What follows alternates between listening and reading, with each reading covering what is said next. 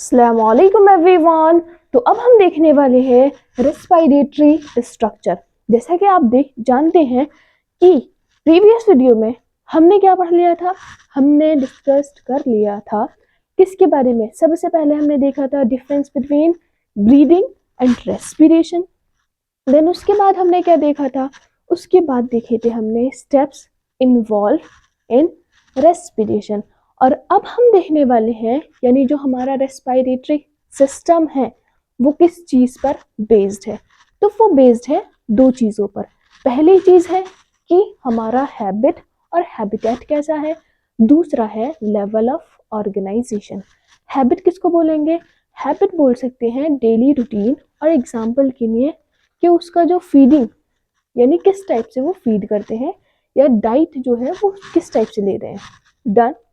आगे उसके बाद हैबिटेट क्या है, हैबिटेट को कह सकते हैं कि किस सराउंडिंग में वो रहते हैं, किस एरिया में वो रहते हैं। ठीक है, सराउंडिंग और एरिया। सेकंड है लेवल ऑफ ऑर्गेनाइजेशन, यानी किस लेवल का ऑर्गेनाइजेशन है ऑर्गेनिज्म का, क्योंकि ऑर्गेनिज्म से रिलेटेड पढ़ने वाले हैं कि उसमें कैसा रेस्पिरेटरी स्ट्रक्चर है। डन।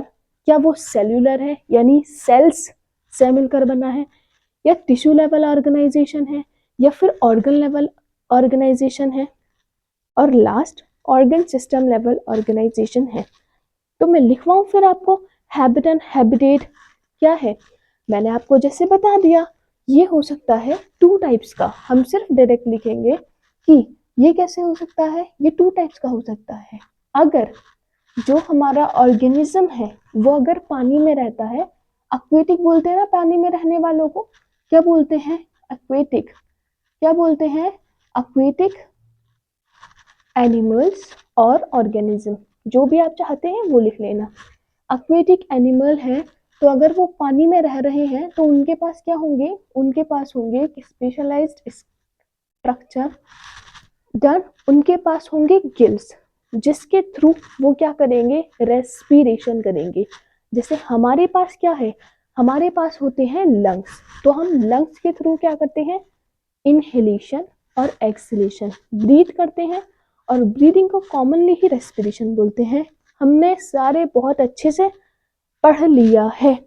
डन। पहले आगे इसके बाद अगर वो गिल से कर रहे हैं तो उस रेस्पिरेशन को क्या बोलेंगे, उसको हम बोलते हैं ब्रैंकियल रेस्पिरेशन। क्या बोलते हैं, ब्रैंकियल।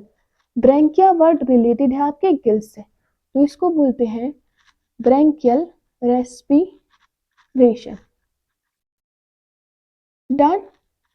इसको क्या प्रोनाउंस करना है, इसको पढ़ना है आपको कि अगर हमारा जो ऑर्गेनिज्म है कॉमनली वो पानी में रहता है तो उसको क्या बोलते हैं, उसके पास रेस्पिरेटरी स्ट्रक्चर्स होंगे जिसको बोला था गिल्स। गिल्स के से जो रेस्पिरेशन करते हैं, जो ऑर्गेनिज्म गिल्स से रेस्पिरेशन करते हैं उसको हम बोलेंगे क्या, ब्रैंकियल रेस्पिरेशन। सेकंड क्या है, वो एनिमल्स जो जमीन पर रहते हैं। डन। जो जमीन पर रहते हैं तो यानी टेरेस्ट्रियल एनिमल, टेरेस्ट्रियल। सेकंड कौन से हैं, टेरेस्ट्रियल, टेरेस्ट्रियल। अब इनके पास क्या होंगे, वी आर टेरेस्ट्रियल ना, टेरेस्ट्रियल यानी हम जमीन पर रहते हैं, तो हमारे पास क्या है, लंग्स। क्या है हमारे पास है स्पेशल टाइप ऑफ स्ट्रक्चर जिसको हमने बोला लंग्स। अगर लंग्स के थ्रू रेस्पिरेशन होगा, अगर लंग्स के थ्रू रेस्पिरेशन होता है थ्रू जरिए, डन, तो उसको बोलते हैं पल्मोनरी। क्या बोलते हैं, पल्मोनरी रेस्पिरेशन। क्या बोलते हैं, पल्मोनरी रेस्पिरेशन। पल्मोनरी वर्ड किससे रिलेटेड है, लंग्स से। जैसे मैंने अभी आपको बताया गिल से रिलेटेड क्या है, ब्रैंकियल, और लंग से रिलेटेड क्या है, पल्मोनरी। यानी जो गिल से ब्रीथ करेंगे और रेस्पिरेशन करेंगे उसको हम बोलेंगे ब्रैंकियल रेस्पिरेशन, और जो लंग से करेंगे जैसे कि हम, तो हम बोलेंगे कि हम क्या है, हम करते हैं पल्मोनरी रेस्पिरेशन। क्लियर। अब देखेंगे आगे लेवल ऑफ ऑर्गेनाइजेशन, यानी जो ऑर्गेनिज्म है वो किस लेवल का है, क्या वो सेल्स से मिलकर बना है या टिश्यू से मिलकर बना है। सेल्स, सिंगल सेल की बात नहीं हो रही है, यहाँ बात हो रही है मल्टी सेल्यूलर ऑर्गेनिज्म की। तो मल्टी सेल्यूलर है तो उसको तो टिश्यू बोलेंगे नहीं, ग्रुप ऑफ स्पेशलाइज्ड सेल को बोलते हैं, दैट इज टिश्यू। अगर ग्रुप ऑफ सेल है और वो इंडिविजुअली यानी कह सकते हैं अलग अलग अपना फंक्शन कर रहे हैं, तब उनको बोलेंगे कि भाई वो सेल्स ही है, नॉट टिश्यू। टिश्यू वो होते हैं जब वो एक अपना पर्टिकुलर फंक्शन करते हैं। देखो कह सकते हैं आईज के जो टिश्यू हैं उनका काम कॉमनली क्या है, देखने का। तो सारे जो सेल्स हैं वो क्या काम कर रहे हैं, काम कर रहे हैं देखने का। लेकिन मैंने अभी आपको बोला मल्टी सेल्यूलर, तो मल्टी सेल्यूलर होगा वो, बहुत सारे सेल्स होंगे लेकिन सब अपना काम अलग अलग करेंगे, ठीक है, उसको बोलेंगे। तो बोल सकते हैं कि भाई सेल्यूलर लेवल ऑर्गेनाइजेशन हो सकता है। कौन से लेवल का, सेल्यूलर यानी सेल से मिलकर बना लेवल ऑफ ऑर्गेनाइजेशन। दूसरा हमने बोला ग्रुप ऑफ स्पेशलाइज्ड सेल, यही बोला जो क्या करते हैं, एक पर्टिकुलर फंक्शन करते हैं, टिश्यू लेवल ऑर्गेनाइजेशन हो सकता है। थर्ड ऑर्गन लेवल ऑर्गेनाइजेशन हो सकता है। और ये सब आपने देखा होगा एनिमल किंगडम में, अभी हमने नहीं पढ़ा है तो हम इसको नहीं आपको बता रहे हैं, ठीक है। डन।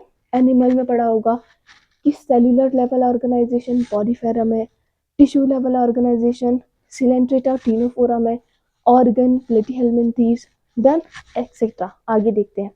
तो हमने सिर्फ क्या देखा, अगर सेल्स हैं किसी भी अगर कोई भी ऑर्गेनिज्म इस पैटर्न में बना है कि उसके पास सेल्स हैं, बहुत सारी सेल्स हैं जो अपना काम अलग अलग करती हैं, ठीक है। टिश्यू स्पेशलाइज्ड सेल जो सारी सेल्स मिलकर एक ही काम कर रहे हैं, ठीक है। आगे अगर ऑर्गन लेवल ऑर्गेनाइजेशन है, कोई भी ऑर्गन ले लो, अगर उसका जो ऑर्गेनाइजेशन है वो ऑर्गन लेवल का है, हमारा किस लेवल का है, ऑर्गन सिस्टम लेवल। देखो हर ऑर्गन अपना अपना है और अपना अपना फंक्शन कर रहा है, हाँ या नहीं, डन। तो ये जो तीन होते हैं ये क्या करते हैं, ये करते हैं सिंपल डिफ्यूजन।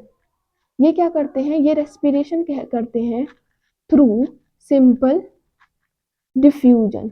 और डिफ्यूजन का मीनिंग मैं आपको बता दूं, यूनी डायरेक्शनल या फिर यूनी डायरेक्शनल, ठीक है, जो भी आपको पसंद आए।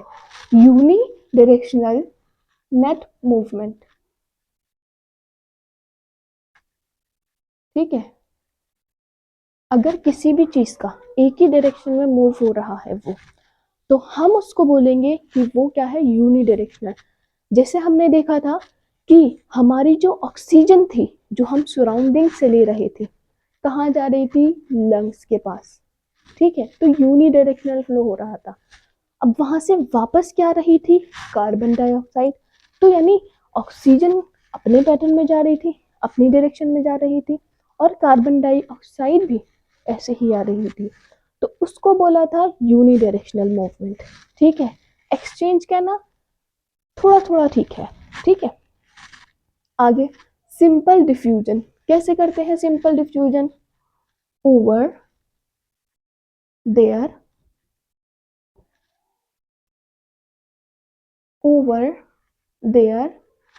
Entire body surface. यानी यहाँ पर जब वो रेस्पिरेशन करेंगे तो उनकी जो बॉडी होगी सारी की सारी, उनके उसके सरफेस से क्या होगा, सारी बॉडी से रेस्पिरेशन होगा। हमारे पास क्या है, एक स्पेशलाइज्ड स्ट्रक्चर है जिसको हम बोलते हैं लंग्स, वहां से रेस्पिरेशन हो रहा है। लेकिन इस लेवल के अगर ऑर्गेनिज्म है और उनके अंदर ये पैटर्न यानी ऑर्गेनाइजेशन है, सेल्यूलर यानी सेल्स के लेवल का, टिश्यू लेवल ऑफ ऑर्गेनाइजेशन या फिर ऑर्गन लेवल ऑफ ऑर्गेनाइजेशन, तो वो अपनी बॉडी सरफेस से सिंपल डिफ्यूजन के जरिए रेस्पिरेशन करेंगे। अब लास्ट जो हमें पढ़ना है, फोर्थ वाला, ऑर्गन सिस्टम। क्या सिर्फ हमारे पास ही है organ system level of organization? नहीं, ऐसा मैंने बिल्कुल भी नहीं कहा। ऑर्गन सिस्टम बना दूं मैं ऐसे टेस्ट जो भी है, लेवल ऑफ ऑर्गेनाइजेशन लिख लेना। ये क्या है? Level of organization, organ system. तो कुछ ऑर्गेनिज्म के नेम दे रखे हैं एनसीईआरटी में, तो पहले वो देख लेते हैं। हमारे अंदर तो ऑफ कोर्स होता है, जैसे एग्जाम्पल के लिए एक ले लेते हैं, अर्थवॉर्म। आई थिंक इसको हिंदी में केचुआ बोलते हैं, अर्थवॉर्म। तो ये बोला है कि अर्थवॉर्म जो है वो कैसे रेस्पिरेशन करता है। इसके पास होते हैं मॉइस्ट क्यूटिकल। क्या होते हैं? इसके पास होते हैं मॉइस्ट क्यूटिकल, जिसके थ्रू ये क्या करता है? रेस्पिरेशन करता है। डन। अब सेकेंड दे रखे हैं हमारे इंसेक्ट्स, यानी कीड़े, इंसेक्ट। ठीक है, इंसेक्ट होते हैं कीड़े। जैसे कीड़े में सबसे पहले कौन ले लो? फ्लाइज ले लो। डन, एग्जाम्पल के लिए। तो इंसेक्ट के पास होता है नेटवर्क ऑफ ट्यूब्स, जिसको बोला जाता है ट्रैकियल सिस्टम। उनके पास होती हैं, के पास ट्रैकियल सिस्टम होता है, जिसके थ्रू वो क्या करते हैं? रेस्पिरेशन। और उसके बाद कुछ एम्फीबियंस, एम्फीबियंस जो पानी में भी रह सकते हैं और जमीन पर भी रह सकते हैं, उनको बोलते हैं एम्फीबियंस। तो उनके पास क्या होता है? उनके पास स्किन भी होती है, स्किन से भी कर सकते हैं अपनी। उनके पास लंग्स भी हो सकते हैं, उनके पास बकोफेरिंग्स भी हो सकती है। डन। और उनके पास गिल्स भी हो सकते हैं। ये सारे उनके पास एक्सेट्रा और भी देखते हैं, हो सकते हैं। तो ये सारे उनके पास क्या हो सकते हैं? ये सारे स्ट्रक्चर हो सकते हैं जिसके थ्रू वो रेस्पिरेशन कर सकते हैं। एग्जाम में कैसे पूछा जा सकता है? एग्जाम में पूछा जाता है कि जो रेस्पिरेटरी स्ट्रक्चर होता है वो किस चीज पर बेस्ड होता है? तो वो दो चीजों पर बेस्ड है। पहला हैबिट एंड हैबिटेट, दूसरा लेवल ऑफ ऑर्गेनाइजेशन। ये चीज याद रखनी है। हैबिट और हैबिटेट हमने डिस्कस कर लिया, और लेवल ऑफ ऑर्गेनाइजेशन भी। आई होप ये आपको जरूर समझ आया है। और लास्ट हमें डिस्कस करना है ह्यूमन रेस्पिरेटरी सिस्टम, लेकिन आई होप वो ज़्यादा बेटर होगा नेक्स्ट वीडियो में। तब तक के लिए अल्लाह हाफिज़।